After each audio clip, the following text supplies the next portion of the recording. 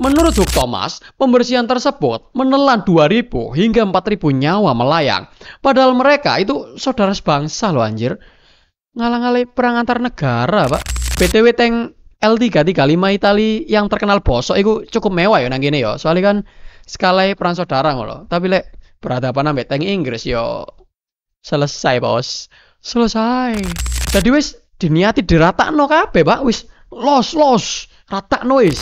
Jadi wis perpaduan sing pas lagi. Siji pengen nguji tentara, sijine gak pengen kalah. Dan Franco dengan senang hati menerima kedua hal itu.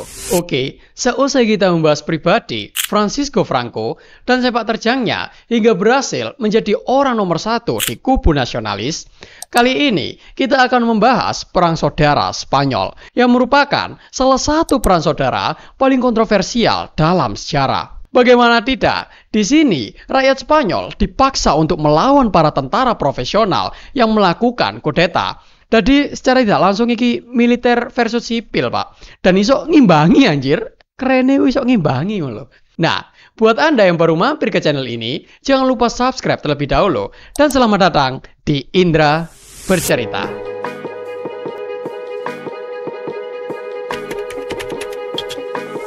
Dalam video kemarin, kita sudah membahas Spanyol yang terbagi menjadi dua kubu dan wilayah, yakni kubu nasionalis dan kubu republikan. Nah, kubu nasionalis merupakan para tentara dan orang-orang sayap kanan yang dipimpin oleh Franco. Dan kubu republikan adalah pemerintah resmi Spanyol yang berisi orang-orang sayap kiri. Seusai gagalnya kudeta militer, membuat kaum nasionalis cukup kerepotan untuk menghadapi kaum republikan di daratan utama Spanyol. Karena banyak pasukan mereka yang masih terjebak di Maroko. BTW saat itu Maroko masih dalam kekuasaan Spanyol ya. Ditambah lagi, Angkatan Laut Spanyol sebagian besar masih loyal terhadap republikan. Jadi Franco harus memutar otak untuk menyeberangkan pasukannya ke daratan utama Spanyol. Franco pun menghubungi Hitler dan Mussolini untuk membantu. Karena memang sudah akrab, akhirnya Hitler dan Mussolini dengan senang hati membantu Franco, yakni dengan menyediakan pesawat angkut Junkers Ju-52 dari Jerman dan Savoia Marchetti SM-81 dari Italia. Dengan bantuan tersebut, Franco pun dapat menyeberangkan pasukannya dan ratusan ton materi ke daratan utama Spanyol hanya dalam waktu sekitar 1 bulan, yang membuat penyeberangan tersebut menjadi operasi udara militer massal pertama dalam sejarah. Jembatan udara ini memberikan keunggulan strategis bagi kaum nasionalis karena kedatangan pasukan tersebut secara drastis meningkatkan kekuatan tempur nasionalis di daratan utama Spanyol. Bahkan, menurut Anthony Beevor dalam bukunya yang berjudul The Battle for Spain, tanpa bantuan udara itu, upaya kudeta mungkin sudah runtuh. Nah, seusai mendapatkan kekuatan, pasukan nasionalis mulai bergerak cepat ke utara untuk merebut kota demi kota yang dikuasai oleh pihak Republik. Operasi tersebut dipimpin oleh beberapa jenderal dan salah satunya adalah Jenderal Juan Yagüe. Nah, di bawah kepemimpinan Juan Yagüe, lebih tepatnya seusai merebut kota Badajoz di ekstrim Madura, ia melakukan pembersihan sistematis terhadap ribuan warga sipil dan milisi republikan yang ditawan. Mereka dieksekusi di arena adu banteng kota dan di kuburan massal yang sengaja dilakukan untuk menanamkan rasa takut dan menghancurkan mental perlawanan di setiap wilayah. Pembersihan ini dikenal dengan pembantaian Badajoz 14 Agustus 1936. Menurut Hugh Thomas, pembersihan tersebut menelan 2.000 hingga 4.000 nyawa melayang. Padahal mereka itu saudara sebangsa loh anjir. Ngalang-ngalai perang antar negara, Pak. Setelah itu, pihak nasionalis menargetkan wilayah Basque, Santander, dan Asturias yang merupakan kantong republikan yang terisolasi. Namun, sangat vital karena wilayah itu merupakan pusat industri berat, pertambangan, dan produksi baja. Mereka pun memulai serangan ke Basque dengan mengincar kota kecil mereka, yakni Guernica. Dengan memanfaatkan bantuan Hitler dan Mussolini, pasukan nasionalis menjatuhkan bom di kota Guernica pada 26 April 1937 menggunakan Legion Condor Jerman dan Aviazione Legionaria Italia. Pengeboman itu berlangsung beberapa jam dan menyebabkan kehancuran luas serta ribuan korban sipil kota itu. Setelah itu, tepatnya 19 Juni 1937, pasukan nasionalis juga dengan cepat merebut kota Bilbao yang merupakan kota industri terbesar di Basque. Kedua serangan tersebut merupakan pukulan telak bagi kaum Republikan. Ya pasti mereka kena mental lah, karena melihat pasukan nasionalis begitu disupport oleh Jerman dan Italia, yang membuat perlawanan di Santander dan Asturias mulai melemah. Dan dengan perlawanan yang kurang maksimal itu, akhirnya mereka juga turut jatuh pada Oktober 1937. Dengan begitu, seluruh wilayah utara Spanyol sepenuhnya dikuasai nasionalis, yang membuat mereka menjadi lebih kuat karena berhasil merebut industri kaum Republikan. Nah, pihak Republikan menolak untuk tumbang.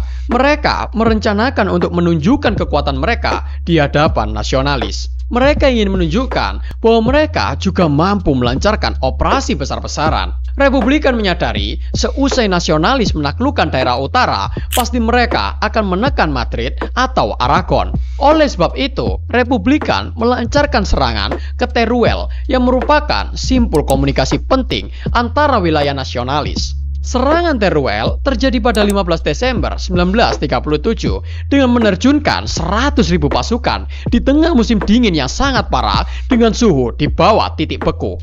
Tentu saja pihak nasionalis tidak siap dong dengan serangan tersebut, karena di puncak musim dingin loh. Mereka tidak berpikir bahwa kaum Republikan akan senekat itu. Mereka juga tidak berpikir bahwa kota Teruel yang akan diserang, sehingga hanya ada sekitar 5.000 orang di kota tersebut yang membuat Republikan menang telak pada 7 Januari 1938. Bahkan, menurut Hugh Thomas dalam bukunya yang berjudul A Spain Civil War, penyerangan tersebut merupakan kemenangan besar bagi Republikan yang berhasil merebut ibu kota provinsi untuk pertama kalinya.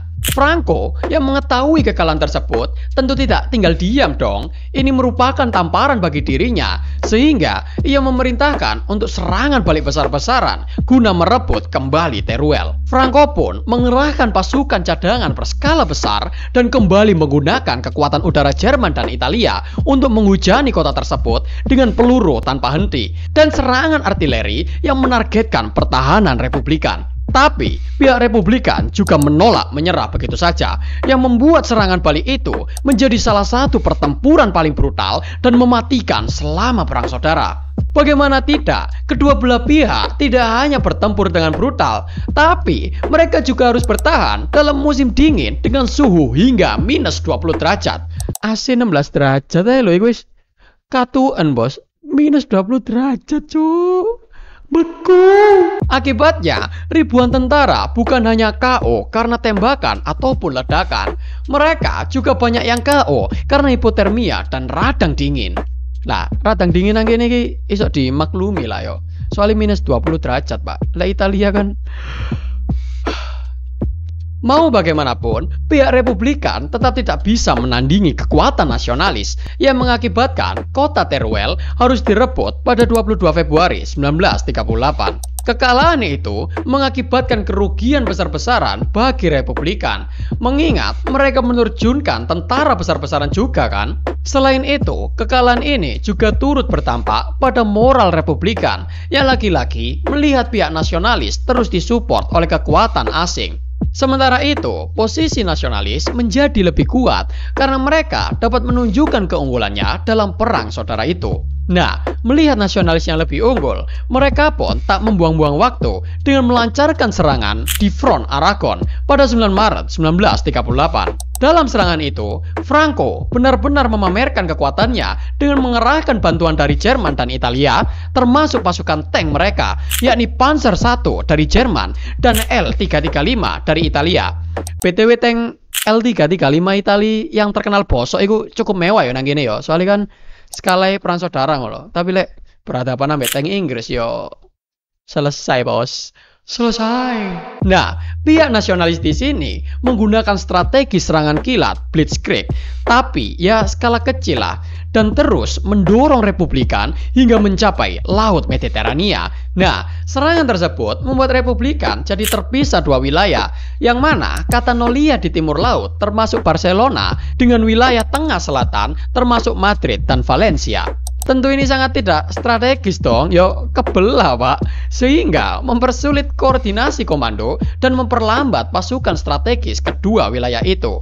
Melihat pembelahan wilayah itu, membuat Republikan membagi pusat kontrol mereka, yakni di Barcelona dan Valencia, jadi dibagi siji-siji pak.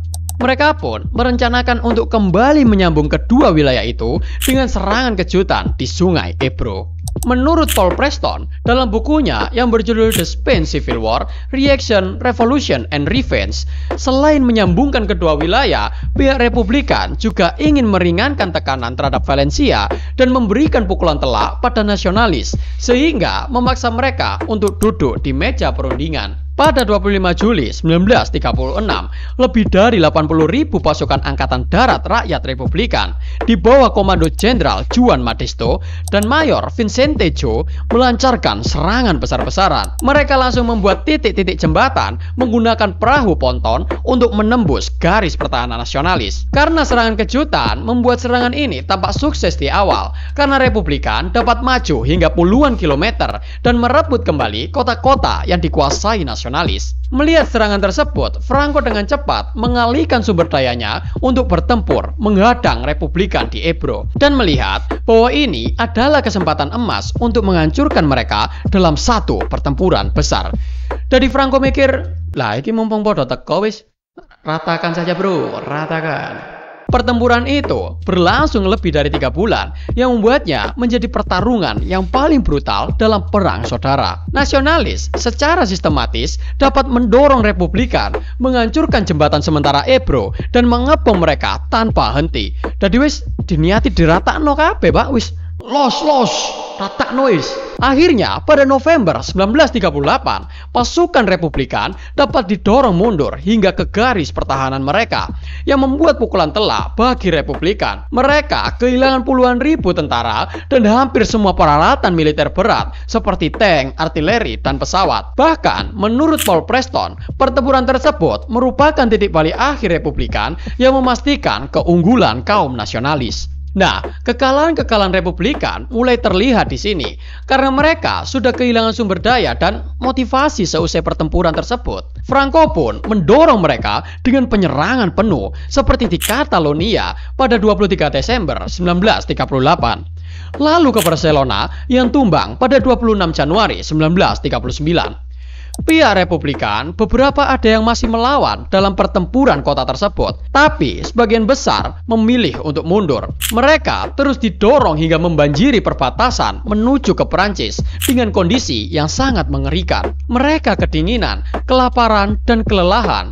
Pemerintah Perancis pun awalnya enggan untuk membuka perbatasan mereka. Tapi karena melihat ratusan ribu orang yang menderita, akhirnya mereka terpaksa membuka perbatasan dan menerima gelombang pengungsi yang sangat besar. Masih menurut Paul Preston, ini adalah pengungsian terbesar dalam sejarah Eropa sebelum Perang Dunia Kedua.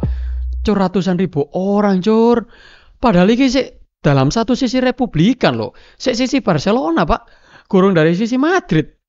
Cuk, kawendeng cuk. Nah, pihak Republikan di sisi lain, yakni Madrid, Valencia, dan lain sebagainya, sudah kehilangan semangat dan daya juang mereka. Sehingga terjadilah perpecahan internal di kubu Republikan sendiri. Mayoritas pemerintah yang dipimpin oleh Perdana Menteri Negrin masih ingin terus berjuang dengan alasan bahwa Perang Dunia Kedua akan pecah. Sehingga negara-negara demokratis akan membantu Spanyol dalam menumpas kudeta tersebut. Namun, di sisi lain yang dipimpin oleh Kolonel Legismundi menolak anggapan tersebut dan lebih memilih untuk berunding damai dengan Franco. Karena perbedaan pandangan itu, akhirnya ada kudeta lagi di dalam internal Republikan dari sisi Kolonel Segismundi Casado yang mengakibatkan pertempuran singkat namun brutal antar faksi Republikan sendiri.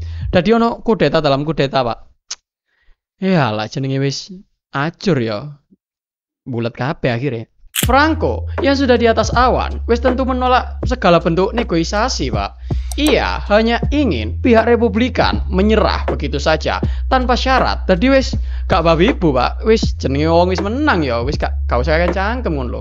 Nah, akhirnya pihak nasionalis dengan mudah merebut sisa-sisa wilayah Republikan seperti Madrid pada 28 Maret 1939 dan beberapa kota terakhir seperti Valencia, Alicante, dan Cartagena yang takluk pada 1 April 1939 serta mengumumkan bahwa perang saudara telah berakhir. Pengumuman tersebut menandai dimulainya periode kediktatoran Francisco Franco. Nah, perang saudara di Spanyol berlangsung selama 2 tahun 8 bulan lebih dan meninggalkan luka mendalam bagi kedua belah pihak karena mereka saling serang sesama bangsa kan.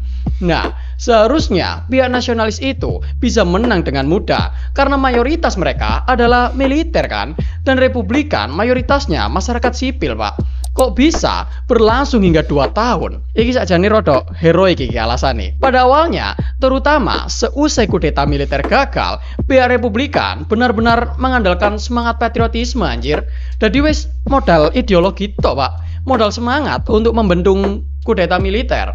Mereka kan terdiri dari orang sosialis ya, komunis dan anarkis. Sehingga yo gak kaget lah lalek modal ideologi ya iso menumbuhkan semangat perlawanan gitu loh. Di sini, karena melihat rakyatnya semangat melawan kudeta militer, pemerintah pun merekrut mereka semua dan membuat tentara lagi yang mereka beri nama Angkatan Darat Rakyat Republikan, agar gerakan simpatisan mereka dapat lebih terorganisir dan terstruktur. Pihak Republikan juga turut mendapatkan bantuan dari luar negeri, tapi tidak sebanyak pihak nasionalis. Yang jelas mendapatkan bantuan dari poros, yakni Jerman dan Italia. Seharusnya kan Republikan mendapatkan bantuan dari sekutu ya, seperti Inggris, Prancis, dan Amerika Serikat. Iya dong, kan poros dan lawannya itu pasti sekutu gitu kan. Tapi di tahun itu pihak sekutu belum menyadari seberbahaya apa pihak poros karena belum memasuki perang dunia kedua ya. Jadi mereka tidak membantu Republikan untuk bertahan. Nah, pemasok utama Republikan itu adalah Uni Soviet, ya sesama komunis lah. Uni Soviet benar-benar membantu Republikan dengan mengirimkan tank, pesawat, artileri, senapan, amunisi, dan penasehat militer. Ya yang cukup mengimbangi kekuatan nasionalis lah. Selain itu, kudeta militer juga mengunggah semangat antifasisme dari negara-negara lain yang dikenal sebagai barikade internasional. Mereka dengan sukarela datang ke Spanyol untuk bertempur melawan fasisme yang berada di belakang Francisco Franco. Tapi jumlahnya tidak semegah bantuan Italia sih. Di sini, barikade internasional hanya berjumlah 35.000 prajurit. Selain faktor militer, pihak Republikan juga diuntungkan atas wilayah mereka yang mana merupakan kota-kota besar Spanyol dan pusat industri.